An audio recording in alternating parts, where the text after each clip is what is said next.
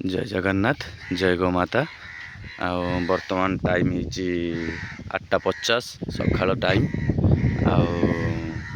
बर्तमान गोरु मैंने सब बाहर को बाहर सारे जो गाई मैंने आमर छुआ जन्म कर बर्तमान मुग चुई भूसी कुंडा बर्तमान गोला रखाई कि बर्तमान दिखाई से भी खाइबार लगी। जा हो काली आमर भाई साहाଯ୍य करते 6 पैकेट कुंडा और 1 पैकेट भूसी कालिकार तो टार्गेट पूरा हो जाइए। बर्तमान आज बाहरुचु बर्तमान आम कलेक्शन करूँ 6 पैकेट कुंडा और 1 पैकेट भूसी।